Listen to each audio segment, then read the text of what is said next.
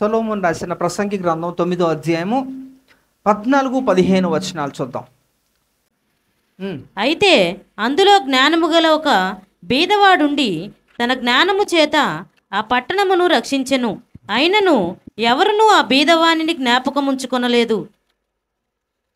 Okay, మరి ఇక్కడ చూడండి, ఇక్కడ సొలొమోను రాసిన యొక్క ప్రసంగి గ్రంథంలో చాలా అద్భుతంగా మరి ఆయన రచించిన మరి పరమగీతాలే కానీ, అలాగే సామెతలే కానీ, అలాగే ఈ యొక్క ప్రసంగి గ్రంథమే కానీ చాలా అద్భుతంగా మరి అనేకుల్ని మరి ప్రేరేపించి వారిని స్థిరపరచడానికి చక్కటి యొక్క విషయాలు ఇందులో పొందుపరిచాడు. ఆయన యవ్వనస్తుడిగా మంచి యవ్వన కాలంలో ఉంటున్నప్పుడు ఆయన రాసిన గ్రంథం ఏంటంటే పరమగీతాలు. 8 అధ్యాయాలు కూడా ఎంతో చక్కగా మరి ఆయన వివరిస్తాడు. మరి దేవునికి అలాగే సంఘానికి ఉన్న ఒక సంబంధాన్ని ఆయన చాలా చక్కగా మరి 8 అధ్యాయాల్లో చాలా చక్కగా వివరించాడు. మనం దాన్ని ధ్యానించాం మనం కూడా. అయితే ఆ తర్వాత కాలంలో ఆయన యొక్క జ్ఞానము ఎంత విలువైనది, ఎంత ఆశ్చర్యకరమైనదో అనేది తెలియజేయడం కొరకు ఆయన రాసినది సామెతలు 31 అధ్యాయాలు.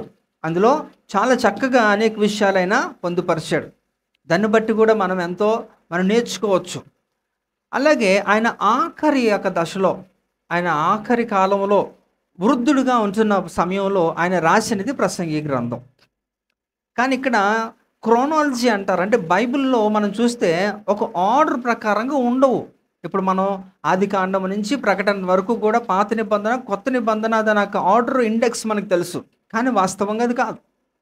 ఎందుకు కాదంటే దానికి ఒక టైం లైన్ ఉంది, దానికి ఒక దేవుని ఒక ఉద్దేశం ఉంది. అది మనం తెలుసుకోవాల్సిన బాధ్యత మనది. అలా అయితే ఆర్డర్గా ఉంటేనే కరెక్టా, లేకపోతే ఆర్డర్ లేకపోతే పనికిరాదా అంటే అలాగేం కాదు. కానీ తెలుసుకుంటే అది మంచిది కదా. అంటే ప్రతిదీ కూడా దేవుడు ఏమి ఎక్స్పెక్ట్ చేస్తున్నట్ట, మన నుంచి దేవుడు ఏం కోరుకుంటున్నాడంటే మీరు ఆయనని తెలుసుకోండి, ఆయన జ్ఞానము తెలుసుకోండి, ఆయన యొక్క మనస్సు తెలుసుకోండి. ఆయన ఎప్పుడు కూడా మన నుంచి ఆయన ఆశించింది అది. మన నుంచి ఏం ఆశిస్తున్నాడట అది. మనల్ని చూడండి, మీరు కూడా అంటారు కదా, మీ తల్లిదండ్రులుగా మీరు ఉంటున్నప్పుడు పిల్లల్ని ఏమంటారు, నువ్వు అస్సలు అర్థం చేసుకోరా, వాళ్ళు ఊరికే మనల్ని వేధిస్తున్నారు అనుకోండి. ఏదన్నా ఒక సందర్భం లాంటి ఏదన్నా కావాలనో లేకపోతే ఏదన్నా పరిస్థితులన్నీ కూడా చూసి కూడా నువ్వు ఎలాగ నన్ను అడుగుతున్నావు, ఎలా ఇబ్బంది పెడుతున్నావు, నన్ను అర్థం చేసుకోవా, నీకు తెలీదా అని ఎలా అంటాం. కనుక దేవుడు కూడా మన నుంచి ఏమి ఎక్స్పెక్ట్ చేస్తానంట, యూ నీడ్ టు అండర్స్టాండ్. మనం ఆయన్ని సంపూర్ణంగా అర్థం చేసుకోవాలట. అలా చూస్తే మనుషుల్లో చాలా కొదువే ఎవరు కూడా దేవుని అర్థం చేసుకునేవారు లేరు. నిజంగా దేవుని అర్థం చేసుకుంటే పరిస్థితులు ఎలాగైతే ఉండవు కదా. అర్థం చేసుకున్నవాడు తప్పు చేసి దాన్ని సరిదిద్దుకొని దేవుడికి సమీపస్తులుగా ఉన్నవాడు ఒకడే. ఎవరు? దావీదు. అపోస్తలుల కార్యం 13వ అధ్యాయం 22లో మనం చదువుతూనే ఉంటాం. ఏంటట? ఉద్దేశములను నెరవేర్చేవాడట. దేవునికి ఉద్దేశాలు ఉన్నాయంటే దేవుడిని అర్థం చేసుకుంటేనే కదా దేవుని యొక్క కోరికలు తీర్చడానికి. మనిషి ఆయన కూడా, కానీ ఆయన చాలా చక్కగా దేవుని అర్థం చేసుకున్నాడు. అయితే మనము కూడా అర్థం చేసుకోవాలి. మరి ఆయన అలాంటి యొక్క గొప్ప నాయకుడు, రాజు, ఆయన కడుపులో జన్మించిన వ్యక్తి ఈయన ఎవరు? సొలొమోను. మరి సొలొమోను రాసినాక ఆయన యొక్క జ్ఞానాన్ని మీరు ఈ వచనాలు వింటేనే మీకు అర్థమైపోద్ది ఆయన ఎంత జ్ఞానవంతుడు అనేది. ఒకసారి చూద్దాం మరోసారి. 9వ అధ్యాయము. ఏమనగా ఒక చిన్న పట్టణముండెను, దాని యందు కొద్ది మంది కాపురముండిరి. దాని మీదకి గొప్ప రాజు వచ్చి దాని ముట్టడి వేసి దాని ఎదుట గొప్ప బురుజులు కట్టించెను. అయితే అందులో జ్ఞానము గల ఒక బీదవాడుండి తన జ్ఞానము చేత ఆ పట్టణమును రక్షించెను. అయినను ఎవరునూ ఆ బీదవానిని జ్ఞాపకముంచుకొనలేదు. రైట్. ఇక్కడ ఈ యొక్క 9వ అధ్యాయంలో మనకి కనబడుతున్న ఒక 17-18 వచనాలు కదా. ఈ 18 వచనాల సారాంశం ఒకటే. నీతిమంతునికి అలాగే భక్తిహీనుడికి గతి ఒకటే. చాలా విచిత్రంగా ఉంటుంది ఈ స్టేట్మెంట్స్. అదేంటండి, నీతిమంతునికి ఒకటేనా, భక్తిహీనుడికి ఒకటేనా? అలాంటప్పుడు మేమెందుకు భక్తి చేయడం అనే ఒక మనసు మీకు రాకపోకుండా ఉండదు, వస్తుంది. అంటే ఈ లోకంలో జీవించిన వారి గురించి చెప్తున్నాడు అన్నమాట. అంటే ఈ లోకములో జీవిస్తున్నప్పుడు శ్రమ కలుగుతుందా లేదా? శ్రమే అంటున్నాడు దేవుడు. అందుకనే యోహాను సువార్త 16వ అధ్యాయము 33వ వచనంలో ఆయన తెలియజేసింది ఏంటట? చదువుతారా? యోహాను 16:33లో, నా యందు మీకు సమాధానము కలుగునట్లు ఈ మాటలు మీతో చెప్పుచున్నాను. లోకములో మీకు శ్రమ కలుగును, లోకములో మీకు శ్రమ కలుగును, అయినను ధైర్యము తెచ్చుకొనుడి, అయినను ధైర్యము తెచ్చుకొనుడి. నేను లోకమును జయించి ఉన్నానని. నేను లోకమును జయించున్నాను. లోకములో శ్రమ కలుగుతుంది అట, అయినను ధైర్యము తెచ్చుకోండి, నేను లోకాన్ని జయించాను కదా అంటున్నాడు. కనుక ఈ లోకములో ఎప్పుడు కూడా నీతిమంతుడికి ఎప్పుడూ శ్రమ కలుగుతుంది. అయితే నీతిమంతుడికి ఇక్కడ శ్రమ కలుగుతుంది, అక్కడ ఆనందం నెమ్మది ఉంటుంది. భక్తిహీనుడికి ఎక్కడ నెమ్మది, అక్కడ శ్రమ. కనుక ఇద్దరికీ కూడా బ్యాలెన్స్ చేస్తూ ఉన్నాడు. ఇక్కడ నువ్వు ఎంజాయ్ చేస్తున్నావా, అందుకని అనమాట. ఇప్పుడు ఎంజాయ్ చేస్తే తర్వాత దుఃఖపడాలి, ఇప్పుడు బాగా దుఃఖపడితే అలాగా. అందుకనే చాలా దేవుని ఇచ్చిన స్టేట్మెంట్స్ అన్నీ కూడా లోకముతో చాలా భిన్నంగా ఉంటుంది. ఏది కూడా ఆ లోకం యాక్సెప్ట్ చేయదు. దేవుడు చెప్పిన ప్రతి దానికి కూడా లోకము దానికి భిన్నంగానే మాట్లాడుతూ ఉంటుంది కదా. అందుకని దేవుడు అంటాడు, లోక స్నేహము దేవునితో వైరం అంటున్నాడు. కనుక నిరంతరము కూడా మనం ఏంటంటే ఇది ఒక పోరాటం. మనం బ్రతుకున్నంత వరకు కూడా మనం పోరాటము చేయాలి, అప్పుడే మనం బ్రతుకుతాం. అదే మనకు తెలుసు, కానీ పాటిస్తున్న వారు ఇశ్రాయేలు ప్రజలు. ఇప్పుడు ఇశ్రాయేల్ పరిస్థితి మీరు విన్నారా, చూస్తున్నారా, న్యూస్ వింటున్నారా? పరిస్థితి ఏంటన్నది ఎప్పటి నుంచి పోరాడుతున్నారు? 1948 నుంచి పోరాడుతున్నారు. అలాగా ఎంతవరకు పోరాడాలి? వారు చచ్చిపోయే వరకు పోరాడాలి. దేవుడు వచ్చి వారిని తీసుకొని వెళ్ళే వరకు పోరాడాలి, అంతే. వాళ్ళకి నెమ్మది లేదు. మరి వాళ్ళు నీతిమంతులు కాదా? దేవుని అనుసరించిన వారు కాదా? అవును. అయినప్పటికీ కూడా వారికి అదే. ఎందుకంటే వారికి ఒక ప్రత్యేకమైన స్థానం దేవుడు కలుగజేశాడు. ఇప్పుడు ఇరాన్తో వాళ్ళు నిరంతరం ఎందుకు పోరాడుతున్నారండి? ఇరాన్తోని తెలుసా? ఇరాన్ దేశంతో ఎందుకు పోరాడాలి వాళ్ళు? ఎందుకంటే ఈ యొక్క మీరు ఆ భౌగోళిక చరిత్ర కానీ మీరు చూస్తే, ఈ యొక్క ఇస్రాయేల్ దేశం చుట్టూ ఎన్ని దేశాలు ఉన్నాయి, వారందరూ కూడా శత్రువులే. అందరూ కూడా ఇస్లామిక్ స్టేట్సే, అన్నీ కూడా ఇస్లాం స్టేట్స్. అవన్నీ కూడా మ్యాక్సిమం అందరూ కూడా శత్రువులే, విరోధులే. మనకి ఎవరితోనో గొడవ అయితేనే వారితో మనం మాట్లాడడానికి కొంచెం సంశయిస్తాం కదా. అలాంటిది ప్రపంచ దేశాలే మొత్తం అన్నీ కూడా నీకు విరోధులుగా ఉంటున్నప్పుడు వారి మధ్యలోనే నేను నివసించాలంటే ఎంత కష్టంగా ఉంటుందండి. అంత సులువు కాదు. అలా నిలబడడం సులువు కాదు. మన ఉనికిని మనం చాటుకోవాలంటే పోరాటం చేయాలి. ఇప్పుడు వారు ఇరాన్తో ఎందుకు యుద్ధాలు చేస్తున్నారంటే, ఇరాన్ అనేది ఒక న్యూక్లియర్ వెపన్స్ తయారు చేయకూడదని ఒక ఆంక్ష ఉంది. అమెరికా దేశం కూడా ఆంక్ష పెట్టింది. ఎందుకంటే వారు ఉగ్రవాదుల్ని తయారు చేసి వారి చేతికి అది అప్పగిస్తే ప్రపంచ వినాశనం కాబట్టి. సో ఆ ట్రీటీలో వారు లేరు కాబట్టి వారు న్యూక్లియర్ వెపన్స్ అంటే అణ్వస్త్రాలను తయారు చేయకుండా వీరు అడ్డుకుంటున్నారు. అది ఒప్పుకోవట్లేదు కాబట్టి యుద్ధం జరుగుతుంది. ఇప్పుడు అదే నిరంతరం కూడా జరుగుతున్నది. ఆ పీస్ ట్రీటీస్కి రారాలు వారికి ఎవరు సపోర్ట్ చేస్తున్నారు? చైనా సపోర్ట్ చేస్తుంది, రష్యా సపోర్ట్ చేస్తుంది, ఇంకా నార్త్ కొరియా సపోర్ట్ చేస్తుంది. అలా కొన్ని దేశాలు ఉన్నాయి. అలాగే ఈ యొక్క ముస్లిం దేశాలన్నీ కూడా ఒకటి అయిపోతాయి. ఫైనల్గా మీరు గుర్తుపెట్టుకోండి, ఏదైనా సరే అందరూ తిరిగి ఇస్రాయేల్ మీదకే వస్తారు. మనకి వైరం ముందు నుంచి ఉంది కదా. ఇష్మాయేల్ జన్మించిన దగ్గర నుంచి హాగర్ సంతానం నుంచి మనకు ఉంది కదా, మనం మాట్లాడుకున్నాం కదా. ఆది కాండంలో మనం చూస్తే వాడిని ఏమంటాడు? ఇష్మాయేల్ని అడవిగాడిద అంటాడు కదా. వాడు చెయ్యి ఎత్తాడు. ఇప్పుడు ఫైనల్గా వివాదం ఎలా ముగుస్తుందంటే మన ఇద్దరికి కొట్టుకోవాలా. ఎవరు? హిందూ క్రిస్టియన్ కాదు, హిందూ ముస్లిం కాదు, ముస్లిము క్రిస్టియన్, వీళ్ళిద్దరికే వైరం. అది లేఖనాలు అది నెరవేర్పుకు రావాలి. ప్రస్తుతానికి అదంతా కూడా ఇవన్నీ చిలికి గాలివానైనట్టు ఇదంతా కూడా ఎక్కడ తీసుకెళ్తుంది? అక్కడికి వెళ్తుంది. అయితే మత్తయి సువార్త మీరు బాగా చదువుకోవాలి. నేను చెప్తున్నాను, మత్తయి సువార్త 24వ అధ్యాయము మీరు కంటత పెట్టాలని అన్న కూడా మరి వచ్చి నాకు యవనస్తులందరికీ కూడా చెప్పాను. చాలా ఇంపార్టెంట్. ఎందుకంటే ఆ విషయాలన్నీ కూడా మీకు తెలిస్తేనే మీరు మిమ్మల్ని మీరు సిద్ధపరచుకోగలుగుతారు. దేవుని రాకడ ఎప్పుడు ఏ కాలంలో రావచ్చు అనేది కూడా ఒక చిన్న గ్లింప్స్ ఉంటుంది మీకు. కనుక మీరు బాగా వాక్యాన్ని చదవండి, అర్థం చేసుకోండి. మీకున్న సమస్యలు ఎప్పుడూ ఉంటాయి.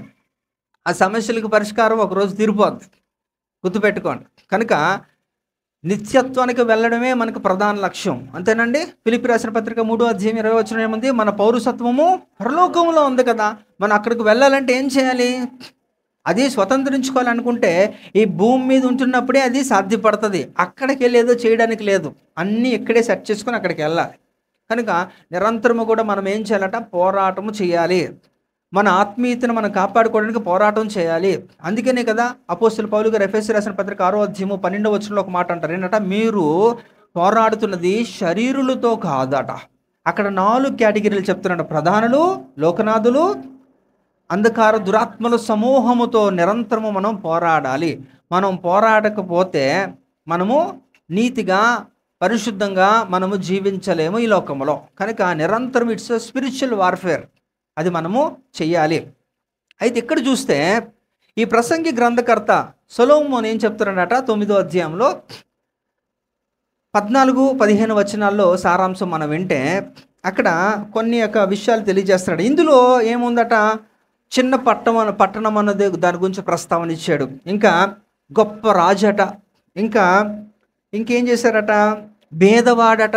అయితే ఆ భేదవాడు ఏమున్నదట? జ్ఞానము కలిగిన వాడట అని ఇక్కడ తెలియజేస్తున్నారు. అయితే ముందు మనకిచ్చినాక పదాలు ఏ యొక్క సందర్భంలో తెలియజేస్తున్నారో అనేది మనం అర్థం చేసుకోగలిగితే ఈరోజు మనం అయిపోద్ది. ఈరోజు ఈ కూటానికి మనం సెలవు చెప్పచ్చు. ఇక్కడ చాలామంది రాజు అనగానే ఎవరు రాజు అంటే ఎవరిని ఊహించుకుంటారు? యేసుప్రభునే కదా, యేసుప్రభునే. కానీ ఇక్కడ మనం చూద్దాం, ఇక్కడ కొన్ని విషయాలు తెలుసుకుందాం. ఇక్కడ సృష్టి అనేది ఒక చిన్న పట్టణము. ఈ సృష్టి అంటే పట్టణము గురించి మాట్లాడుతున్నాడు కదా. ఈ పట్టణం ఏంటట? ఈ యొక్క యావత్ సృష్టి కూడా. ఇప్పుడు మనందరం కూడా జీవిస్తున్నది ఎందులోని? సృష్టిలోనే, ఈ భూమి మీదే. కనుక ఈ యొక్క సృష్టి అనేది ఏంటంటే ఒక చిన్న పట్టణం అట. అయితే కొన్ని యుగాలు ఉన్నాయి, ఒక 7 యుగాలు ఉన్నాయి మొదటి నుంచి కూడా. అందులో నిష్కల్మష యుగం అనేది ఒకటి ఉంటుంది. అది మొట్టమొదటిది. ఎప్పుడది? ఆదాము హవ్వని నిర్మించిన కాలంలో దాన్ని ఏమంటారంట? నిష్కల్మష యుగం అంటారు. ఈ నిష్కల్మష యుగంలో ఏమంటుందట అంటే వారు పాపం అంటే తెలియదు, ఇంకా ఏం చేస్తారట? వారిలో స్వార్థం లేదు. ఇలా అంటే అయిష్టమైనవి లేకపోతే దేవుడి నుంచి మనకి దూరం చేసేవి అలాంటివి ఏవి కూడా వారిలో ముందు ఎప్పుడు కూడా లేవు. అందుకనే ఆ యుగాన్ని దీంతో పరిగణించారట, నిష్కల్మష యుగం అట. ఆ యుగంలో ఇక్కడ ఏం జరిగిందట? ఎలాంటి భేదాభిప్రాయాలు ఎవరికి కూడా రాలేదు. అంతా సాఫీగా చక్కగా సాగిపోతున్న క్రమంలో ఇక్కడ ఒక మాట చూద్దాం. ఇక్కడ పైన ఇచ్చిన నేపథ్యంలో 3 చెప్తున్న విషయాలు మనం విభాగించినప్పుడు మనకు అక్కడ అర్థం తెలుస్తుంది. మొదటిది ఒక పట్టణం గురించి, చిన్న పట్టణం గురించి చెప్తున్నాడు. ఇంకా ఒక రాజు, గొప్ప రాజట. ఇంకా జ్ఞానము కలిగిన భేదవాడట. ఈ ముగ్గురిని మనం ఐడెంటిఫై చేసేస్తాం ఈరోజు. ఈ యొక్క సొలొమోను చెబుతున్నాక సందర్భాన్ని బట్టి మనం చూద్దాం. ఇక్కడ ఒకసారి అది తెలుసుకోవాలనుకుంటే మనం ప్రవక్తల్ని మనం దర్శించాలి. ప్రవక్తలను దర్శిస్తే వారికి దేవుడు ఆల్రెడీ వాటి గురించి కొన్ని యొక్క విషయాలు తెలియజేసింది మనకి వాక్య రూపంలో మనం దాన్ని కంపేర్ చేస్తే మనకు తెలిసిపోతుంది. యెషయా గ్రంథం చూద్దాం. యెషయా గ్రంథము 14వ అధ్యాయము 16-17 వచనాలు చూద్దాం.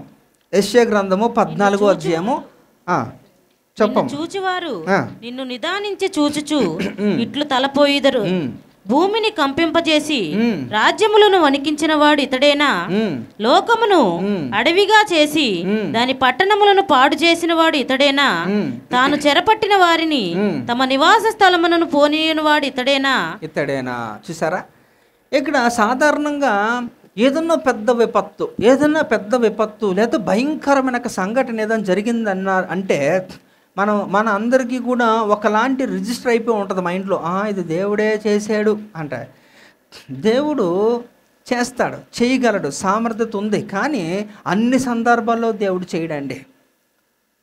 ఈ లోకాధికారి అయిన సాతానికి కూడా అలాంటి యొక్క పని చేయగలడు. వాడికి కూడా ఏమిచ్చారట?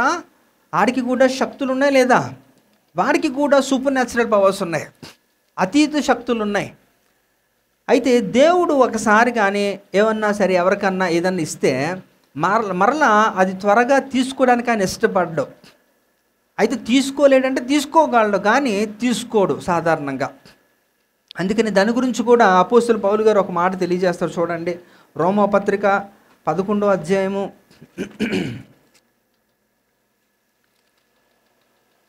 29వ వచనం చూడండి. రోమాపత్రిక 11వ అధ్యాయం 29వ వచనం. ఏలయనగా దేవుడు తన కృపావరముల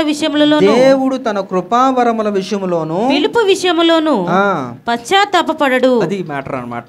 ఈ రోజుల్లో కొంతమంది దరిద్రులుగా ఉంటూ దేవునికి సంపూర్ణంగా వ్యతిరేకంగా ఉన్నప్పటికీ కూడా వారి ద్వారా కూడా కొన్ని కార్యములు జరుగుతాయి. ఎందుకంటే ఒకప్పుడు వారు దేవునికి లోబడ్డారు కనుక, దేవుడు వారిని ఆశీర్వదించాడు కనుక అది కొనసాగుతుంది. దేవుడు ఇచ్చిన తన కృపావరముల విషయంలో పశ్చాత్తాపడ్డు అంటే దాని అర్థం ఏంటంటే, నీకు ఏదన్నా ఒక మంచి గిఫ్ట్ ఇచ్చాడు, దాన్ని నువ్వు మంచికి వాడట్లేదు, చెడుకే వాడుతున్నావు. చెడుకు వాడుతున్నప్పుడు దేవుడు ఇచ్చిన వాడికి బాధ కలుగుతుంది కదా, ఏంటి నేను ఎలా అనుకున్నాను కానీ నేను ఎలా చేశాడని. అయినా పశ్చాత్తాపడ్డట. ఎందుకంటే ఓకే డాడీకి నేను ఇచ్చాను కదా, ఓకే అంటే దేవుడు ఒకసారి నేను దీవిస్తే అది ఎంతగా ఉంటుందంటే దాన్ని కాపాడుకోవాల్సింది నీది బాధ్యత. దాన్ని బాగా వాడతావా లేకపోతే నాశనానికి వాడతావా అనేది నీకు తర్వాత చివరిలో తీర్పు దినాన్న నీ పరిస్థితి వేరేగా ఉంటుంది, కానీ ప్రస్తుతానికి నడుస్తుంది. ఇక్కడ కూడా ఎవడంట, ఇప్పుడు మన యెషయా గ్రంథంలో చదువుతున్న దాంట్లో, నిన్ను చూచువారు నిన్ను నిదానించి చూచును, ఎట్లా తలపోదురు, భూమిని కంపింపజేసి రాజ్యములను వణికించువాడు ఇతడేనా, లోకమును అడవిగా చేసి దాని పట్టణములను పాడు చేసిన వాడు ఇతడేనా, తాను చెరపట్టిన వారిని తమ నివాస స్థలమునకు పోనీయని వాడు ఇతడేనా అంటున్నాడు. అంటే అక్కడ ఏంటి, నాశనమే. పట్టణాన్ని వాడు చేస్తున్నాడు, చెరలో వేస్తున్నాడట, వారిని ఎల్లనివ్వకుండా వారిని అడ్డగిస్తున్నాడట ఒకడు. అంటే ఇలాంటివి చేస్తున్నప్పుడు దేవుడు అని అనుకుంటే అది పొరపాటు. ఇక్కడ ఎక్స్క్లూజివ్లీ ఎవరు చేస్తున్నారట, సాతాను అని ఇక్కడ క్లారిటీ మనం తీసుకోవాలి. ఇక్కడ అంటే సాతాను అనేవాడు ఇక్కడ గొప్ప రాజు. ఇక్కడ ఎవరట, అంటే అదే అంటున్నా, నాకు తెలుసు మీరేమనుకుంటారు అలాగా, కానీ నేను ఎప్పుడైతే ఇలా చెప్పానో ఉల్టా అయితే ఇది కాకపోతే ఇది అంతే.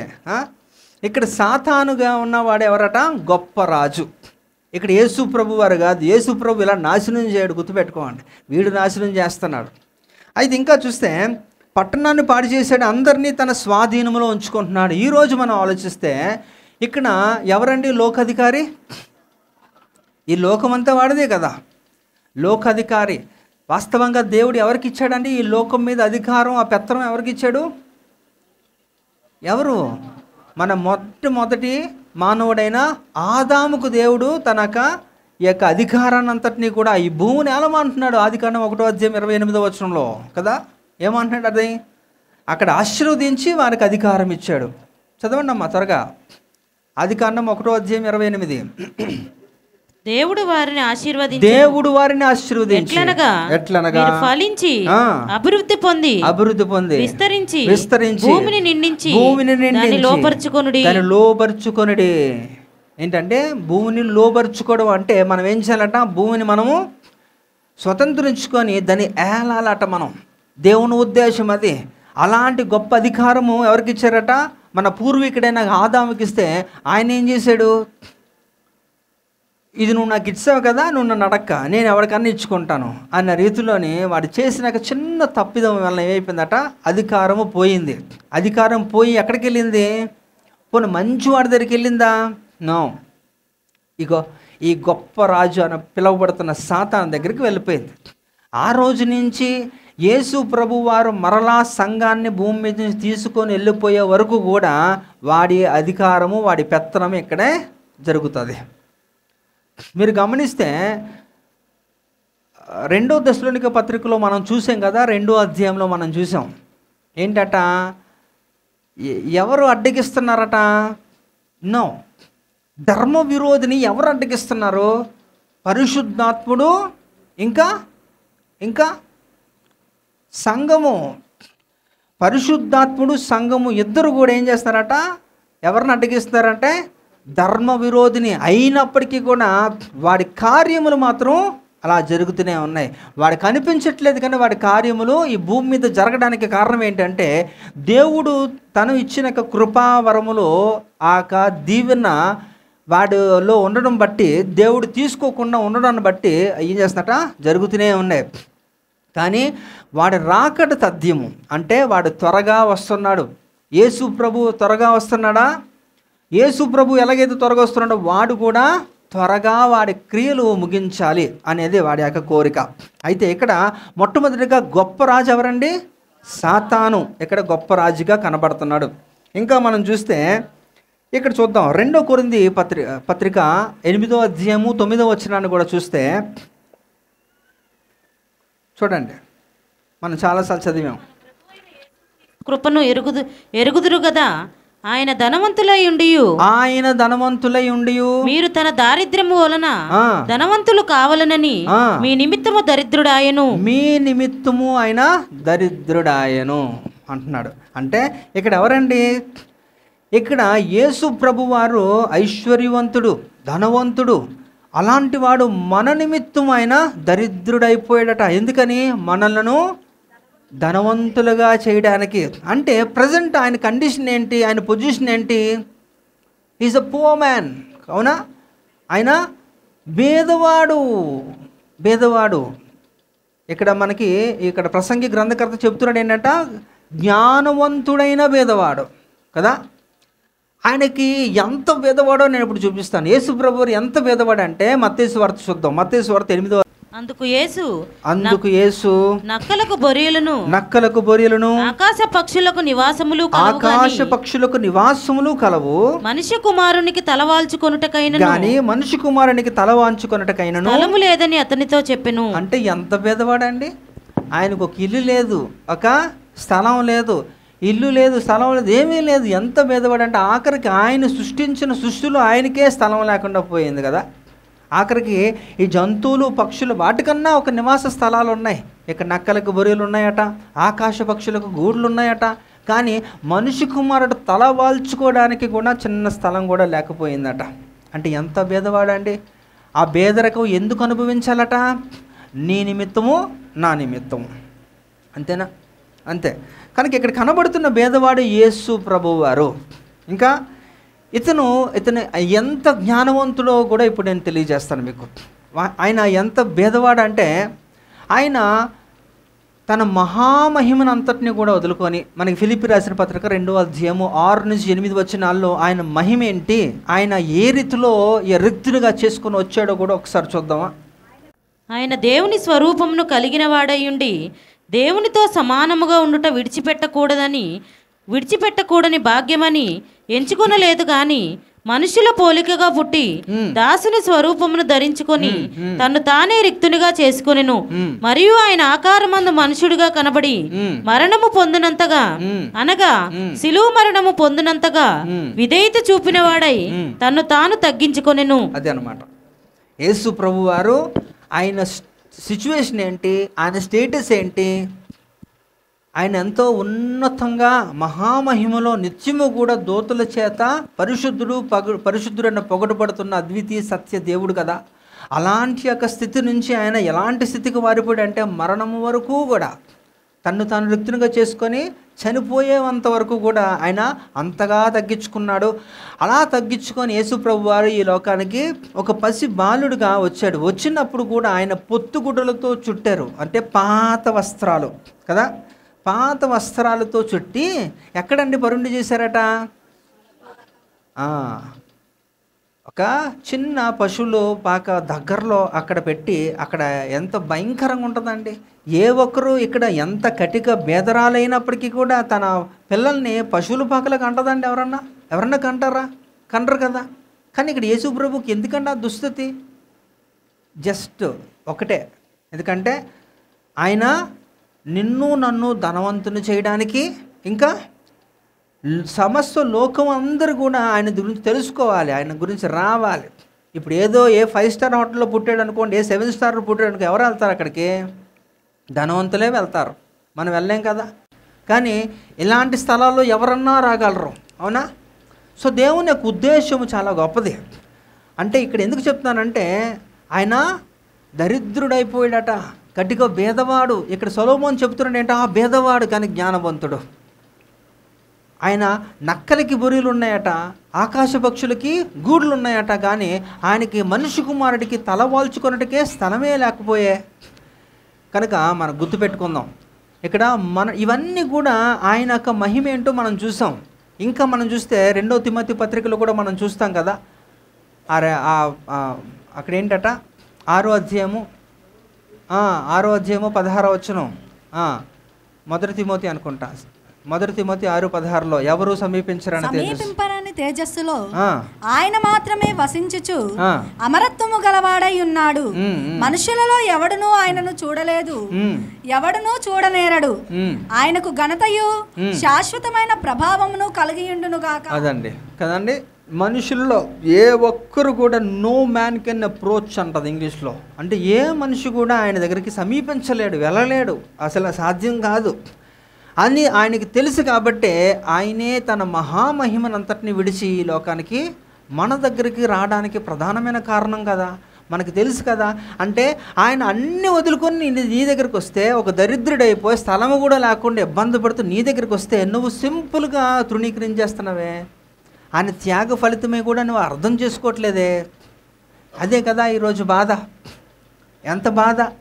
ఇప్పుడు మీరు ఒక వ్యక్తి గురించి సమస్తము త్యాగం చేసినప్పుడు మీరు ఆయన దగ్గర నుంచి ఏం ఎక్స్పెక్ట్ చేస్తారు? చిన్నది, మీరు ఇంత త్యాగం ఎందుకు చేయాలి? ఒక రీజన్ ఉంటుంది కదా, అవునా? ఇప్పుడు కూడా ఆయన అంత త్యాగం ఎందుకు చేయాలి? ఎందుకట? మన కొరకు ఆయన చనిపోవాలి, మీరందరూ కూడా నిత్యత్వంలోకి వెళ్ళాలనేదే కదా. మీ పాపమును పరిహరించడానికే ఆయన ఈ లోకానికి వచ్చి చనిపోయాడు కదా. మరి అలాంటి దేవుడు మీరు అంగీకరించకపోతే ఆయన త్యాగానికి ఫలితం ఏముంటుంది? ఆయన అంత కష్టపడింది అంతే వృధా, శ్రమ అంతా కూడా వృధా కదా.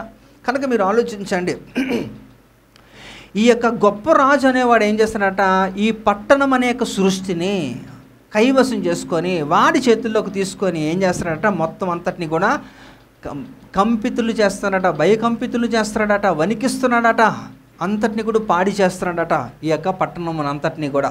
ఇంకా చెరసాలలో వేయిస్తున్నాడట మనుషులందరినీ కూడా, వారి చెరసాలలో నుంచి వారు పోనివ్వకుండా వారిని అడ్డగిస్తున్నాడట ఈ యొక్క గొప్ప రాజు. అయితే ఈ గొప్ప రాజు ఈ మనుషుల్ని ఇబ్బంది పెడుతుంటే ఒక చిన్న కటిక పేదవాడు ఆయన ఏం చేస్తున్నట, ఆయన జ్ఞానవంతుడు అట. ఆయన ఏం చేస్తున్నాడు ఇప్పుడు చూద్దాం మనం. 2 కొరింథీ పత్రిక 5వ అధ్యాయం 21వ వచనం చూడండి. 2 కొరింథీ 5:21. ఎందుకనగా మనం ఆయన యందు దేవుని నీతి అగుపడినట్లు పాపమెరుగని ఆయనను మన కోసము పాపముగా చేసెను. ఇది ఆయన జ్ఞానం. అంటే ఆ గొప్ప రాజు చేతు నుంచి మనుషులను విడిపించాలి, సృష్టికి విమోచన ఇవ్వాలంటే ఆయన ఈ పని చెయ్యాల్సిందే. ఆయన వాస్తవంగా ఆయన ఎలాంటి వాడంటే పరిశుద్ధుడు, అవునా? ఆయన ఎక్కడ వాడు అనేసి అంటే పరలోక నివాసి, మహామహిమతో ఎప్పుడు కూడా అలాంటి స్థానంలోనే ఉండేవాడు. అలాంటి వ్యక్తి ఇక్కడ ఏం జరుగుతుందట, అక్కడ అవన్నీ కూడా ఉంటే ఇక్కడ పని జరగదు, అవన్నీ విడిచిపెట్టాలి. అంటే యేసు ప్రభువారు మనకు ఎలా మాదిరి అంటే, ఒక గొప్ప కార్యము చేయాలంటే ఆయన ఉన్న స్థితిలో నుంచి ఆయన వేరే స్థితికి రావాలి, ఆయన కిందకి రావాలి, మార్పు చెందాలి, అప్పుడే ఈ యొక్క కార్యము జరుగుతుంది అంటున్నప్పుడు యేసు ప్రభు మనకు మంచి ఉదాహరణ, మాదిరి కదా. కానీ మనం ఏంటంటే మార్పు చెందని వారుగా ఉంటున్నప్పుడు, అదే మన రీసెంట్గా కూడా మనం మాట్లాడుతున్నాం ఏంటట, గ్రీష్మకాలము గతించిపోయింది, ఇంకా కోతకాలము జరిగిపోయింది, ఇంకేంటట, ఆ రెండు బాగానే వెళ్ళిపోతున్నాయి. కానీ మనుషుడు రక్షణ పొందట్లేదు, మనిషి రక్షణ పొందలేనంత వరకు కూడా గుర్తుపెట్టుకోండి, ఆయన కార్యానికి విలువ లేదు, ఆయన చేసిన త్యాగానికి ఫలితమే రాదు. ఎంత చేస్తే ఏముందండి, సింపుల్గా మీరు అర్థం చేసుకోండి. యేసు ప్రభు ఒక్కసారి చేసిన ఒక బలియాగము సమస్త సర్వమానవాళికి కూడా అది పాప ప్రక్షాళన, అవునా కదా, జరుగుతుంది. ఎలా సమస్తము అనేసి అంటే ఎలా చెప్తారండి, ఇంకా కొంతమంది పుట్టలేదు కదా, ఇంకా అప్కమింగ్ జనరేషన్ ఉన్నారు కదంటే వారికి కూడా ఎలా, ఎవరైతే యేసు ప్రభుని నోటి ద్వారా నాకు రక్షకుడు, ఈయనే దేవుడు, నేను పాపిని అని గ్రహించి ఒప్పుకున్న ప్రతి వారికి కూడా ఆ త్యాగము వారికి వర్తిస్తుంది, ఆ ఫలితము వారికి వస్తుంది, అవునా? ఇప్పుడే కాదు, యేసుప్రభు వారు వాస్తవంగా చెప్పాలంటే మనందరం కూడా లేని టైంలోనే యేసుప్రభు వారు భూమి మీదకి వచ్చి చచ్చిపోయారు, అవునా? ఆయన అంటే చచ్చిపోయాడు కాబట్టి ఆ కాలానికి ఆ ప్రజల వరకేనా, సర్వమానవాళి అంటే అందరికీ, అంటే ఇప్పుడు మనకి రాబోయే తరం వారికి కూడా ఆయన చేసినాక ఈ కార్యము వారికి వర్తిస్తుంది. ఎప్పుడు మన నోటి ద్వారా మనం ఒప్పుకొని అంగీకరించి ఆయనకు వాక్యానుసారంగా మనం వెళుతున్న కొలది ఆయన చేసినదంతా కూడా మనల్ని వెంబడిస్తుంది. ఆయనకు ఈ భేదవాడైన ఆ వ్యక్తికి ఎంత జ్ఞానం ఉందంటే, ఆ జ్ఞానం ఏంటంటే ఆయన అలాంటి వాడట. ఎందుకనగా మనం ఆయన యందు దేవుని నీతి ఎగునట్లు పాపం ఎరగని, ఎవరట? పాపం ఎరగని వాడు యేసు ప్రభు వారు.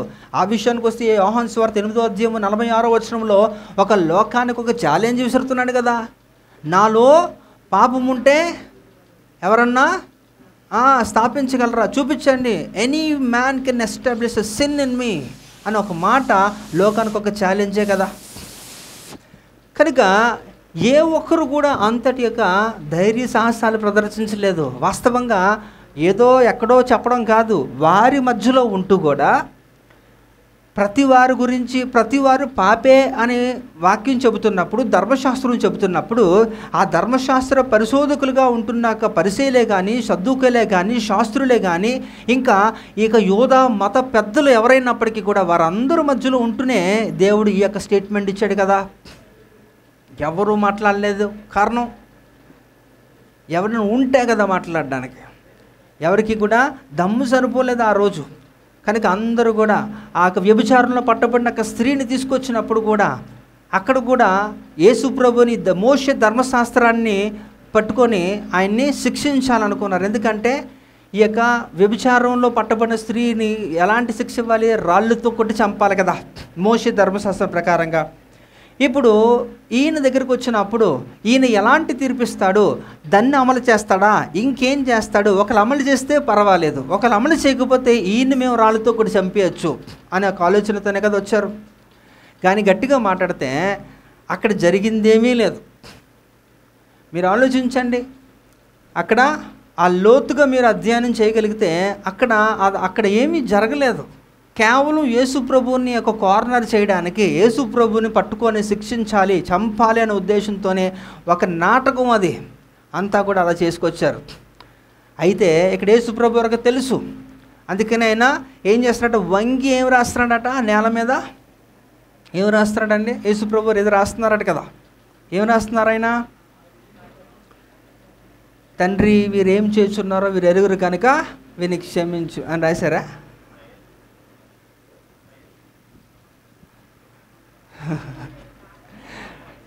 అమ్మా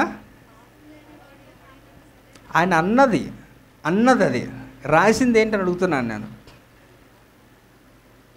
టెక్స్ట్లు మనకి అక్కడ బైబిల్లో క్లారిటీ మనకి ఇవ్వలేదు, కానీ ఇథోపియన్ టెక్స్ట్లోని వీటి గురించి కూడా రాసి పెట్టారు. కొన్ని అవన్నీ కూడా అరుదుగా ఉంటాయి ఇలాంటివి. అంటే ఇక్కడ ఏంటంటే ఆయన దయ చూపండి అని రాశారట. ఆయన కింద ఆయన చెప్పిన మాట వేరు, రాసింది వేరు. అయితే చాలామంది ప్రసంగికులే కానీ లేకపోతే వాళ్ళు ఏమంటారంటే రాస్తున్నప్పుడు ఎవరైతే అడిగాడో వాడి యొక్క మొత్తం డేటా అంతా రాసేస్తున్నాడని, వీడు ఇలాగా అని మొత్తం రాసినాడు చూసుకొని ఆడు వెళ్ళిపోతున్నాడని, ఎందుకు వచ్చిన తలనొప్పి, అనవసరంగా సంబంధాల విషయంలో దూరత ఇలాగే ఉంటుంది అని తెలుసుకొని వెళ్ళిపోతున్నట్టుగా ఏవో చెప్తూ ఉంటారు. బట్ ఏదైనప్పటికీ కూడా నిజంగా చెబితే పాపము చేయలేని వాడు ఎవడన్నా ఉన్నాడా? అది యేసు ప్రభు తప్ప ఇంకెవడూ లేడు కదా. ఆ మాటకి ఇంక అందరూ కూడా లాక్ అయిపోయి ఏమీ మాట్లాడలేకుండా వారందరూ కూడా ఏం చేశారట అంటే ఇక్కడ నా ప్రశ్న ఏమో కూడా మీరు ఆలోచిస్తే ఆ వ్యభిచారంలో పట్టబడిన స్త్రీని మాత్రమే దేవుడు క్షమించాడా?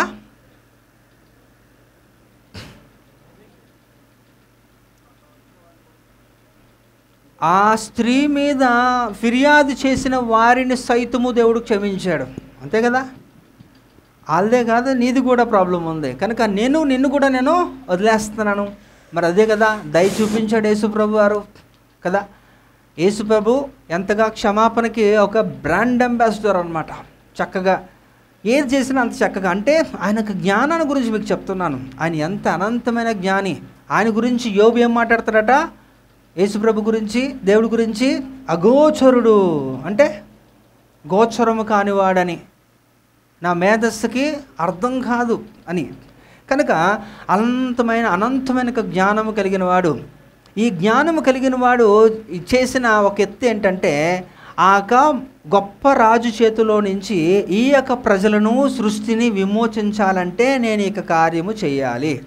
ఆ కార్యమే ఇప్పుడు మనం చదువుకున్న కొరింథీ పత్రిక. ఎందుకనగా మనం ఆయన యందు దేవుని నీతి ఎగునట్లు పాపమెరగని ఆయనను మన కోసము పాపముగా చేసెను, మన నిమిత్తము ఆయనలో ఏంటి అలాంటి దోషము లేదు, ఎలాంటి పాపము లేదు. కానీ కేవలం మనల్ని విడిపించాలంటే ఆయన బంధించబడాలి. హల్లెలూయా, అంతే కదండి. ఒక పని ఇది చేయాలంటే దాని ఆపోజిట్గా ఇంకోటి చేయాలి, అంతే. కనుక యేసు ప్రభు మనల్ని ధనవంతులుగా చేయడానికి ఆయన దరిద్రుడైపోయాడు, మనల్ని విమోచించడానికి ఆయన బందీగా వెళ్ళిపోయాడు. అవునా? ఇదంతా కూడా దేనికండి? ఇవన్నీ కూడా మన నిమిత్తమే, కేవలం మనల్ని మన కొరకే ఇదంతా కూడా. అంటే ఆయన మనల్ని ఎంత ప్రేమిస్తున్నాడో చూడండి. ఇంకా చూద్దాం. ఇక్కడ యెషయా గ్రంథం 52వ అధ్యాయం 3వ వచనం చూస్తే చదవమ్మా. యెషయా గ్రంథం ఇలాగు సెలవిచ్చుచున్నాడు, మీరు ఊరకయే అమ్మబడితిరి కదా, రూకలు ఇయ్యకయే మీరు విమోచింపబడిదరు. హల్లెలూయా కదండి. మీరు ఊరకనే అమ్మబడ్డారు, ఊరకనే సాతానికి చక్కబని. అయితే మిమ్మల్ని విడిపించాలంటే రోకలు ఇచ్చే విడిపించాలి. రోకలు ఏంటట? ఇక్కడ యేసు యొక్క రక్తము, ఆయన యొక్క రక్తాన్ని అంతటిని కూడా. ఇప్పుడు ప్రాణం ఎందులో ఉంటుందండి? ప్రాణం బ్లడ్ కదండి. అందుకనే దేవుడు మనకి కొన్ని ఆజ్ఞలు ఇచ్చినప్పుడు ఈ లేవి కాండంలో చాలా చక్కగా చాలా విషయాలు రాశారు. మీరు ఏంటట? ఆ బ్లడ్ తినొద్దు అంటాడు, అవునా? రక్తాన్ని తినొద్దు అంటారు. కానీ దానికి కూడా ఒక డిష్యూ, అవునా? ఆ రక్తాన్ని కూడా చక్కగా ఏదో చేస్తారంట. ఏం చేస్తారండి? ఫ్రై. ఏంటో నేనైతే తినలేదండి, చెప్తున్నాను కదా, నాకు ఇష్టం కూడా లేదు. మీరు తినలేదా? Very good. కానీ ఎలా తెలుసు నీకు? ఓకే, సరే. కనుక ఒక జీవి ప్రాణం ఎందులో ఉంటుందట? రక్తమే. ఆ రక్తం అంతా తీసేస్తే చనిపోతారు కదా. ఇక్కడ యేసుప్రభు ప్రాణం పెట్టాడు అనేసి అంటే ఏం పెట్టారట? ఆయన సంఘాన్ని ఏం చేశారట? అపోస్తుల కార్యం 20:28. అదే దేవుడు తన స్వరక్తం ఇచ్చి సంపాదించుకున్న. వెరీ గుడ్, చాలా ఫైర్లో ఉన్నారు వాళ్ళు. కనుక దేవుడు ఏం చేశారట? తన స్వరక్తం ఇచ్చారంటే యేసు ప్రభు వారు ఇచ్చింది ఏంటంటే స్వరక్తం. అంటే రక్తంలో ప్రాణం ఉంది కాబట్టి ఆయన మన కొరకు ప్రాణత్యాగము చేశాడు. ఆ ప్రాణత్యాగం చేసిన తర్వాతే మనల్ని ఎవరి చేతిలో అప్పచెప్పాడట? పరిశుద్ధాత్మని చేతిలో మనల్ని అప్పగించినప్పుడు మనల్ని మన మీద అధ్యక్షుడిగా ఎవరున్నారు ఇప్పుడు? ఎంతవరకు? దేవుడు రాకడ వచ్చి సంఘాన్ని తీసుకుని వెళ్ళే అంతవరకు మనల్ని కాయవలసింది, అధ్యక్షత వహించి మనల్ని నడిపించింది, బుద్ధి చెప్పేది, మనల్ని ఒప్పింపజేసేది, మనలను నిరంతరము కూడా మన మీద అధికారాన్ని చలాయించేది ఎవరు? పరిశుద్ధాత్ముడే. కనుక ఆ పరిశుద్ధాత్మని ఎప్పుడు కూడా దుఃఖపెట్టకండి, ఆత్మని ఆర్పకుడి, దుఃఖపెట్టద్దు అని ఎందుకు చెప్తున్నాడంటే ఎందుకు ప్రధానమైన కారణాలు. కనుక చాలా జాగ్రత్తగా పరిశుద్ధాత్మతో మనం వ్యవహరించాలి. అయితే ఇక్కడ చూస్తే దేవుడు మనం ఊరికినే అమ్మబడ్డాం, శాతానికి పాపానికి అమ్మబడినప్పుడు మనల్ని మరలా విడిపించాలంటే ఆయన రోకలు ఇవ్వాలి. ఆయన రక్తం ఇచ్చాడు ఆల్రెడీ. అందుకనే ఇప్పుడు దేవుడు మనల్ని విడిపించాడు కాబట్టి మన మీద మనకి అధికారం లేదు, మన మీద దేవునికే సర్వ హక్కులు కూడా. అందుకనే 1 కొరింథీ పత్రిక 6వ అధ్యాయము 19-20 వచనాల్లో ఏముందట? మీ దేహము దేవుని వలన మీకు అనుగ్రహింపబడి మీలోనున్న పరిశుద్ధాత్మకు ఆలయమై ఉన్నది అని మీరు ఎరుగరా? మీరు మీ సొత్తు కాదు. మీరు మీ సొత్తు కాదు, విలువ పెట్టి కొనబడిన విలువ. ఏం విలువ అండి అది? మీ దేహముతో దేవుని మహిమపరచు. అర్థమైంది? మీరు విలువ పెట్టి కొనబడ్డారట. మీరు మీ సొత్తు కాదు అంటే ఇప్పుడు చెప్పండి, మీ పక్కోళ్ళకి చెప్పండి మీరు మీ సొత్తు కాదని. అవునా? మరి ఎవరు సొత్తు? కనుక మీ మీద మీకు ఎలాంటి యొక్క అధికారం లేదు. మీ మీద సర్వ హక్కులు ఎవరివి? దేవునివే. కనుక ఆ దేవునికి లోబడితే మీకు ఆశీర్వాదం. కనుక ఇక్కడ చూడండి యేసు ప్రభు వారిని. అయితే విచిత్రం ఏంటంటే మనం చదువుకున్న ప్రసంగి గ్రంథం 9వ అధ్యాయము 14-15లో ఆ చివరి మాట చూడండి, చాలా బాధగా ఉంటుంది. చదవండి అమ్మా. అయితే అందులో జ్ఞానము గల ఒక బీదవాడు అయితే అందులో జ్ఞానము కలిగిన ఒక బీదవాడు ఉండి తన జ్ఞానము చేత ఆ పట్టణమును రక్షించెను. అయినను ఎవరును ఆ బీదవానిని జ్ఞాపకముంచుకొనలేదు. ఏంటంటే ఎంత కష్టపడి ఎంత చేసి ఏంటట ఆ పట్టణాన్ని రక్షించాడు. పట్టణం ఏంటి? ఈ సృష్టి కదా. ఈ సృష్టిలో ఏం చేశారట? ఈ మనుషులను చెరపట్టి ఈ యొక్క గొప్ప రాజు హింసించి వారిని చెరలో వేసి వారిని ఇబ్బంది పెడుతున్నప్పుడు ఆయన ఒక భేదవాడు, ఆ పట్టణంలోనూ ఆయన కూడా ఉన్నాడట. ఆ భేదవాడు కానీ ఆయన జ్ఞానవంతుడట. ఆ జ్ఞానము చొప్పున ఏం చేశాడట? ఆ సృష్టిని రక్షించి ఎంత గొప్పగా పోరాడితే చివరికి ఆయనకి ఇచ్చిన అవార్డు ఏంటట? ఎవ్వడు కూడా ఆయన పట్టించుకోలేదట. ఇప్పుడు మీరు ఏదన్నా ఒక చాలా కష్టంతో ఒక వ్యక్తికి సహాయం చేసినప్పుడు ఆడి కనీసం నీకు థ్యాంక్స్ కూడా చెప్పుకొని వెళ్ళిపోయాడు అనుకో, ఎలా ఉంటుంది? చాలా సంతోషం కదా. ఎలా ఉంటుంది? కోపం వస్తుంది, బాధపడతారు కదా. ఇంకా 10 మందికి చెప్పుకొని తిరుగుతుంటారు, ఏంటంటే వీడికి అంత సాయం చేసింది తెలుసా, కానీ ఈ ఎదోకి అసలు కృతజ్ఞత లేదు అని మాట్లాడతారు కదా. దేవుడు చెప్పుకోలేదు కానీ దేవుడు చాలా బాధపడ్డాడండి. ఇక్కడ ఏంటట? ఎవరు పట్టించుకోలేదట. ఎవరు విడిపించగలరు? ఆ పట్టణాన్ని ఎవరు విడిపించగలరు? ఈ సృష్టిని ఎవరు రక్షించగలరు? ఈ సృష్టిలో ఉన్న నిన్ను నన్ను పాపము చేత మనం అమ్మబడినప్పుడు మనల్ని ఆయన స్వరక్తమిచ్చి కాపాడుకొని మరలా మన పరిశుద్ధులుగా నిలబెట్టి ఆయనతో పాటు తీసుకుని వెళ్ళడానికి సిద్ధపరచడానికి ఎంత శ్రమ పడితే ఆయన మనం మర్చిపోతే, ఆయన మనం అసలు కనీసం మనం జ్ఞాపకం చేసుకోకపోతే మనం కృతజ్ఞత హీనులమి అనుకోవాలా, అంతేనా? మీకు తెలుసా కృతజ్ఞత లేకపోతే ఎంతో ప్రమాదం అని తెలుసా? అనుకోవచ్చు ఏముందని ఒక చిన్న థ్యాంక్స్ చెప్పలేనందుక ఎంత అంటే, అవును మరి ఒక చిన్న థ్యాంక్స్ చెప్పలేదు. ఒక చిన్న థ్యాంక్స్ ఏంటి? 40 సంవత్సరాలు శుభ్రంగా ఒక్కడు పనికి వెళ్ళలేదు కానీ 3 పూటలు కూడా హ్యాపీ ఎంజాయ్ కదా విత్ ఫ్యామిలీస్.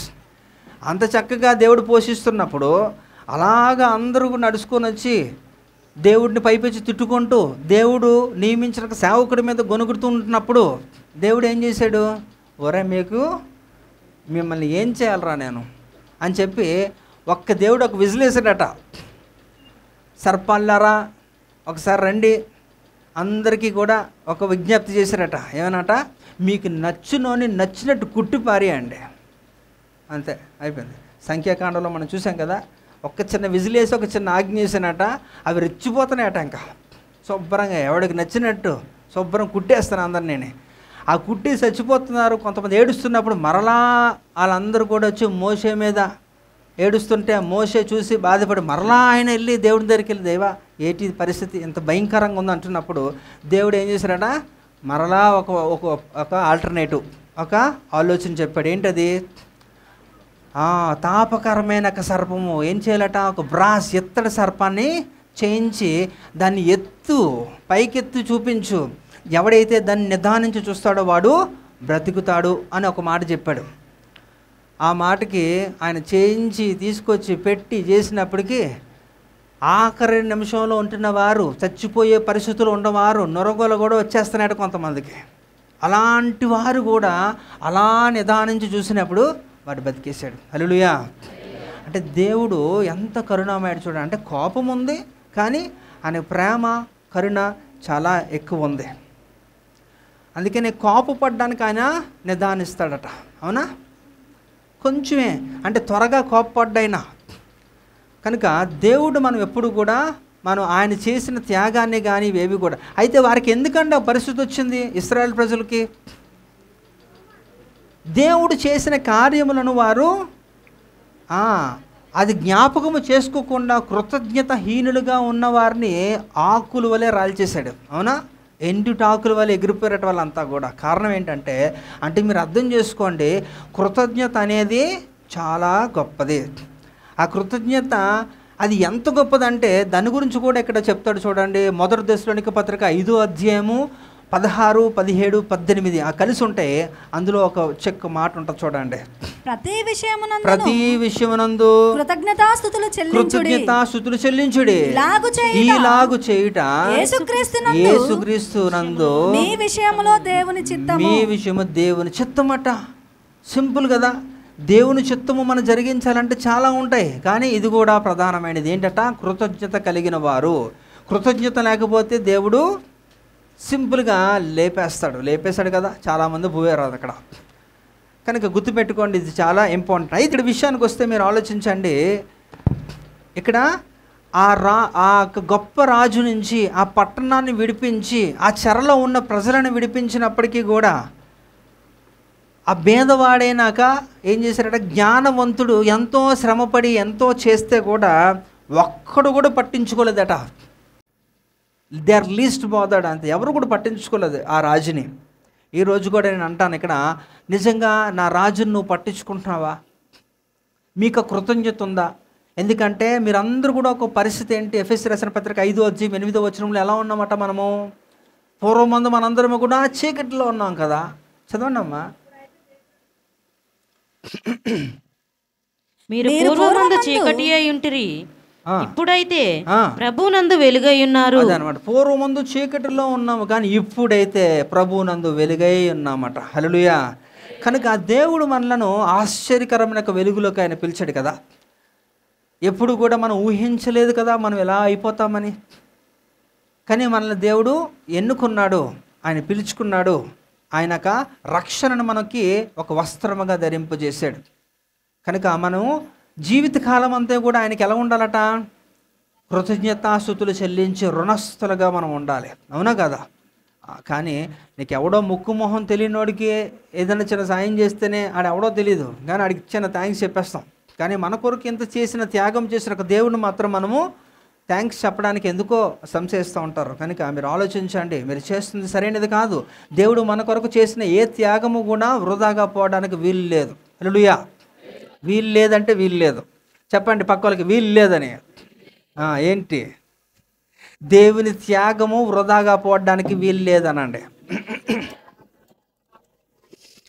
కనుక ఎవరు కూడా యేసుప్రభుని పట్టించుకోలేదట, అంత త్యాగం చేస్తే. చూడండి యెషయా గ్రంథం 53 3 చూద్దాం. అతడు తృణీకరింపబడిన వాడాయను, మనుషుల వలన విసర్జింపబడిన వాడును, వ్యసనక్రాంతుడు గాను వ్యాధిని అనుభవించువాడు గాను మనుషులను చూడనొల్లడి వాడుగాను ఉండెను. అతడు తృణీకరింపబడిన వాడు గనుక మనమును అతనిని ఎన్నిక చేయకపోతిమి. ఓకే, కాబట్టి ఇక్కడ చూస్తే దేవుడు తృణీకరించబడిన వాడు. ఆయన ఎంత చేసినా ఎవరు కూడా గుర్తించట్లేదు. కనుక ఆ రాజును, ఆ భేదవాడైనాక ఏం చేశారట? ఆ ధనవంతుడు, ఆ భేదవాడినాక జ్ఞానవంతుడు ఏం చేశారట? ఆ గొప్ప రాజుని ఏం చేశారట? ఓడించాడు. ఆ రాజు చేతిలో నుంచి మనలందరినీ కూడా ఆయన కాపాడాడు. చెరలో ఉంటున్న వారికి ఆయన విడుదలను దయచేశాడు. యెషయా గ్రంథంలో మనం చూస్తే చెరలో ఉన్న వారికి విడుదల. కనుక ఆ వాక్యం ఎప్పుడైతే ప్రకటించబడుతుందో మనందరినీ కూడా దేవుడు విడిపిస్తూ ఉంటాడు. అయితే ఇక్కడ చూడండి, దేవుడు మన కొరకు చేసిన ఇక కార్యము మన జీవితంలో మనం స్వతంత్రించుకోవడానికి ఒకడు అడ్డుపడుతూనే ఉంటాడు.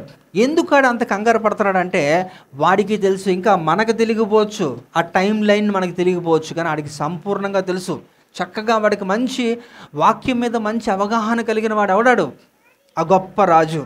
అందుకే ఆడి గురించి చెప్తాడు. చూడండి, ఆడికి టైం బాగా తెలుసా లేదా అనేది దాని గురించి ప్రకటన గ్రంథం 12వ చూస్తే చదవాలి. అందుచేత పరలోక నివాసులారా ఉత్సహించుడి. భూమి సముద్రమా నీకు శ్రమ. అపవాది తనకు సమయము కొంచెమే అని తెలుసుకొని బహుక్రోధము గలవాడై మీ యొద్దకు దిగివచ్చుచున్నాడట అని చెప్పానట. అంటే మనకు తెలియదు యేసు ప్రభు త్వరగా వస్తున్నాడని మాట్లాడుకోవడమే, కానీ నిజంగా మీరు త్వరపడట్లేదు కదా. కానీ వాడికి తెలుసు యేసు ప్రభు వారు త్వరగా వస్తున్నారు కనుక ఆయన వచ్చేలోపే నేను ఇక్కడ చెక్కబట్టకపోతే నాకు బెండి తీసేస్తాడు అని ఆయనకి తెలుసు. కాబట్టి ఆడు ఏం చేస్తాడట, బహుక్రోధము కలిగి ఏం చేస్తాడట, త్వరగా ఆడికి కొంచెమే సమయం ఉంది కనుక త్వరగా ఎంత నాశనం చేయాలో అంత నాశనం చేస్తాడు. కనుక వాడికున్న స్పృహ మీకుంటే మీరు బాగుపడిపోతారు. ఆడికున్న ఆలోచన మనకుంటే చాలు.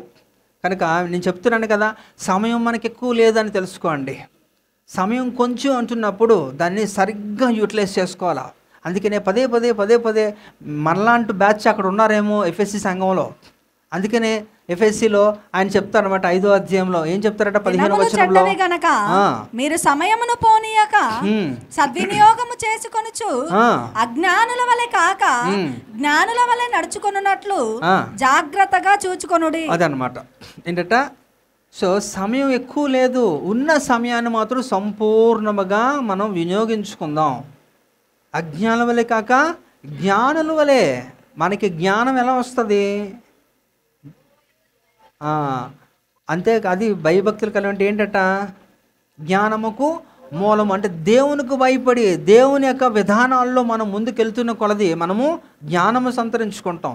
కనుక ఆ దేవుడినే మనం ధృవీకరించి మన కొరకు చేసిన త్యాగము కూడా మనం గుర్తించకుండా ఆయనని కనీసం మనం ఒక కృతజ్ఞత లేకుండా ఆయన పక్కకు పెట్టి మనకు నచ్చినట్టు మనం వెళ్తే, నేను చెబుతున్నాను కదా, ఆ గొప్ప రాజు చేతిలో మీరు ఎప్పుడూ బందీలుగానే ఉంటారు.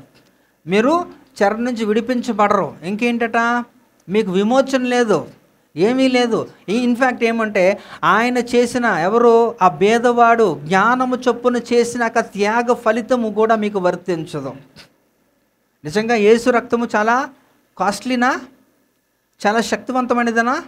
చాలా శక్తివంతమైనది. ఎంత శక్తివంతం అంటే ఎవరూ తీయలేనివి దోషములు, పాపములు, శాపములను కూడా పరిహరించేది యేసు రక్తమే కదా. అందుకని ఏంటట, ఫలానా అనేది కాదట, సమస్త దుర్నీతుల నుంచి. 1 యోహాను పత్రిక 1వ అధ్యాయము 9వ వచనంలో ఏముందట, చదవండి అమ్మా. మన పాపములను మనము ఒప్పుకొని ఎడల ఆయన నమ్మదగిన వాడును నీతిమంతుడను కనుక ఆయన మన పాపములను క్షమించి సమస్త దుర్నీతులు అంటే ఒక్కదానికి సంబంధించి కాదా అండి, నానా విధాలైన ఎంత కఠినమైనవైనా సరే వాటన్నిటిని కూడా దేవుడు ఏం చేస్తారట, చదవండి, మనలను పవిత్రులుగా చేయును. అది వాటన్నిటి నుంచి కూడా మనలను పవిత్రులుగా చేస్తారట. ఏంటి, సమస్త దుర్నీతుల నుంచి. అంటే యేసు రక్తానికి అంత శక్తి ఉంది. అలాంటి మళ్ళీ ఇప్పుడు ఇంత చెప్పాను కదా, ఇంత చెప్పింది కూడా నువ్వు ఆయన కృతజ్ఞత లేకుండా, నువ్వు ఆయన కనీసం పట్టించుకోకుండా, నువ్వు ఆయన అంగీకరించకపోతే ఇంత పెద్ద త్యాగము చేసినప్పుడు ఆ త్యాగ ఫలితానికి, ఆ రక్తానికి విలువ లేదు, శక్తి లేదు. అది నీ మీద ఏమీ ప్రయోజనం లేదు, నీకు ఎలాంటి ప్రతిఫలము దొరకదు.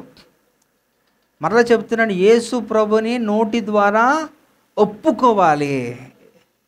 నేను పాపినని మీరు గ్రహించాలి, నాకు ఒక రక్షకుడు కావాలని మీరు అడుక్కోవాలి.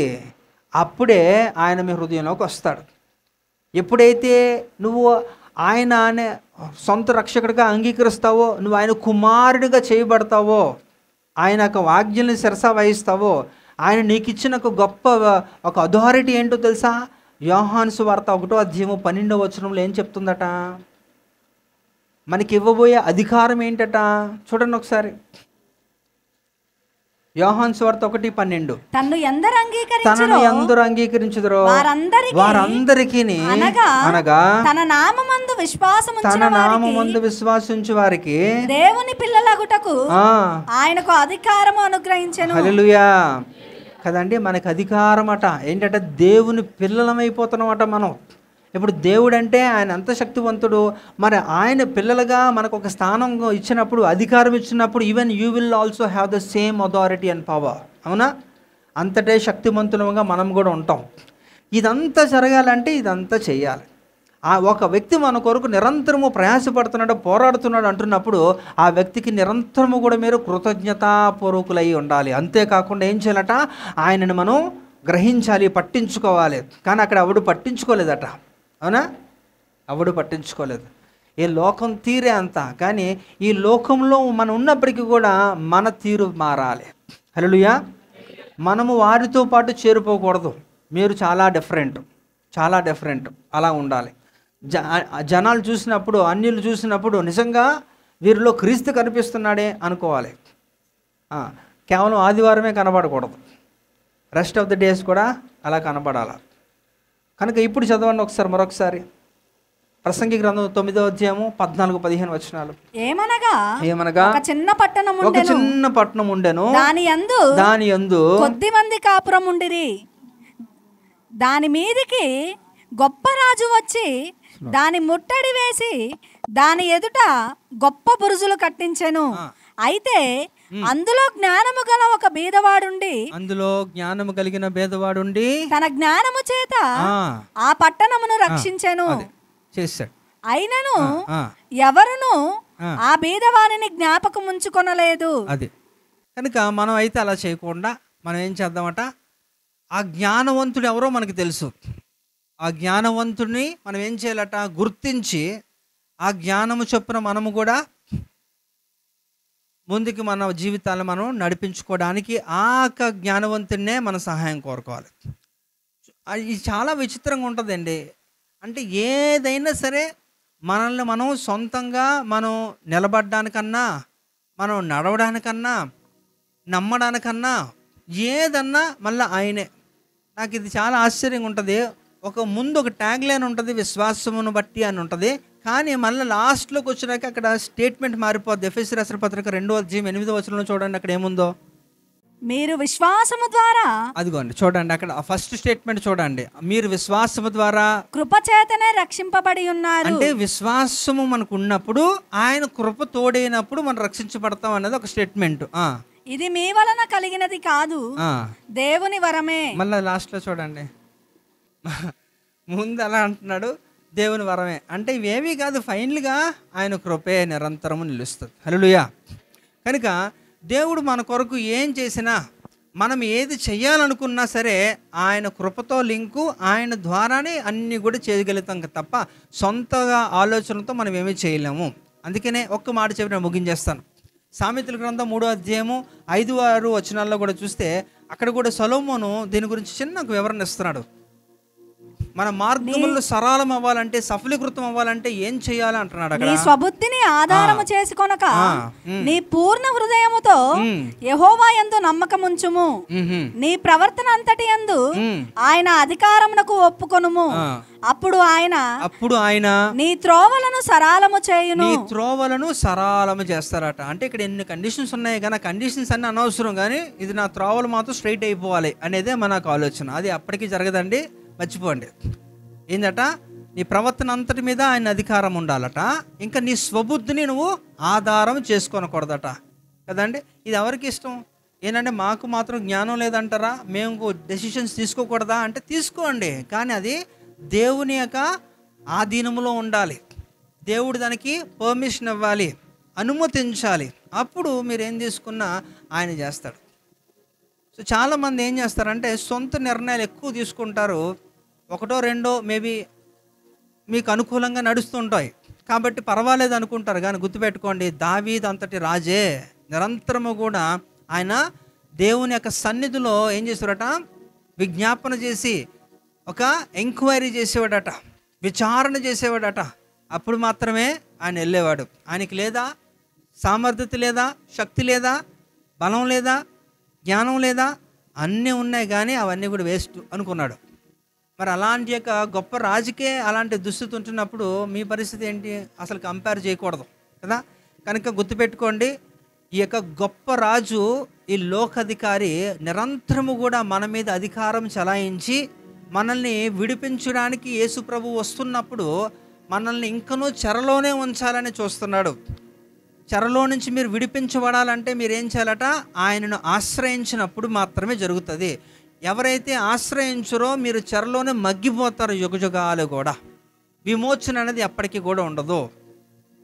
ఒకవేళ మీరు కానీ విడిపించబడితే మాత్రం గుర్తుపెట్టుకోవాల్సిన విషయం ఏంటంటే నిరంతరము కూడా మీరు ఆయనకి కృతజ్ఞతాస్తుతులు చెల్లించాలి. ఆయన్ని పట్టించుకోండి, వదిలేకండి. ఎవరూ పట్టించుకోలేదన్న బాధపడుతున్నాడు కదా. ఆ దేవుణ్ణి ఎప్పుడు కూడా మనము విడిచిపెట్టకూడదు. అండర్ ఎనీ సర్కమ్స్టాన్సెస్, ఏ పరిస్థితుల ప్రభావం అయినప్పటికీ కూడా మీరు ఆయన్ని విడిచిపెట్టకండి. ఇప్పుడు రాబోయే దినాలు ఇంకా భయంకరంగా ఉండబోతున్నాయి. యుద్ధాలే కాదండి, ఈ యొక్క 25 ఎండ్లో మీరు గమనిస్తే చాలామంది వెళ్ళిపోతారు. ఎందుకంటే నేను ఎప్పుడూ చెప్పాను, 1.5 year కిందట disease ఎక్సన్ is going to come which will take 5 crores of people అనేది ఎప్పుడో WHO వాళ్ళు ఎప్పుడో నివేదిక ఇచ్చారు. వారు భయపడుతున్నారు ఇంకా పూర్తి స్థాయిలో బయటకు వెళ్తే ఏమవుతుంది అనేది. ఎందుకంటే ఈ యొక్క అంటార్టికా, ఈ గ్లేషియర్స్ అన్నీ కూడా కరిగిపోతున్నాయి, మంచు పర్వతాలు కరిగిపోతున్నాయి. దాని క్రింద ఉంటున్నాక భయంకరమైన ఈ యొక్క వైరస్లు బయటపడుతున్నాయి. వాటిని అదుపు చేయడానికి కష్టం, స్టోర్ చేయడానికి కష్టం. అది దేవుడే ప్రకృతి సిద్ధంగా ఏం చేశారంటే వాటిని అన్నిటిని కూడా అట్లా ఫ్రీజ్ చేసి పెట్టాడు. అవి బయటికి ఎక్స్పోజ్ అవ్వకుండా అట్లా స్టోర్ చేసి పెట్టాడు. దాన్ని ఎవడు కూడా ల్యాబుల్లో కూడా ఇప్పుడు మనం ఉంచలేం, కష్టం. అంత భయంకరమైన రోగాలు ప్రబలబోతున్నాయి, వస్తాయి. కనుక చాలా అంటే ఇప్పుడు భూకంపాల గురించి మాట్లాడారు. 24 అధ్యాయం చదవమన్నాను. అక్కడక్కడ భూకంపములు, కరువులు సంభవిస్తాయి కదా. తర్వాత రోగములు చాలా. ఈ ప్రకటన గ్రంథంలో మీరు చూస్తే ఆ తెగుళ్ళు ఎలాంటి భయంకరం ఉంటాయి, అవన్నీ కూడా ఒకటే సీక్వెన్స్ లైన్లో జరుగుతూ ఉంటాయి. అవన్నీ కూడా ప్రొఫెటిక్గా, ప్రవచనాత్మకంగా జరగవలసినవి. అన్నీ కూడా ఆ ప్రవచనాన్ని నెరవేర్పు కాలంలో ఉన్నాం కనుక అన్నీ ఒకసారి చుట్టుముడతాయి. అన్నీ కూడా ఒక పక్కన యుద్ధాలు, ఒక పక్కన రోగాలు, ఒక పక్కన కరువులు, కాటకాలు, పరిస్థితులు ఏది కూడా సక్రమంగా ఉండవు. ఎంత చెప్పినా సరే ఏముందిలే పర్వాలేదు, ఆ రోజు చూసుకుందాం, దేక్లేంగే, ఆ రోజు ఏం చేస్తారు, చూడడానికి ఏం లేదు, అయిపోయింది అంతా కూడా. కనుక సమయం ఉంటున్నప్పుడే మీరు సద్వినియోగం చేసుకోండి. దినములు చెడ్డవి, రైట్. కనుక ఆ గొప్ప రాజును మనం ఏం చేయాలా, ఎదిరించాలి. ఆ భేదవాడైన జ్ఞానవంతుని మాట మనము అనుసరించాలి, రైట్. దేవుడి కొద్ది మాటలు మీ వెనుకలో ఫలించిన గాక. చిన్న ప్రార్థన చేద్దాం.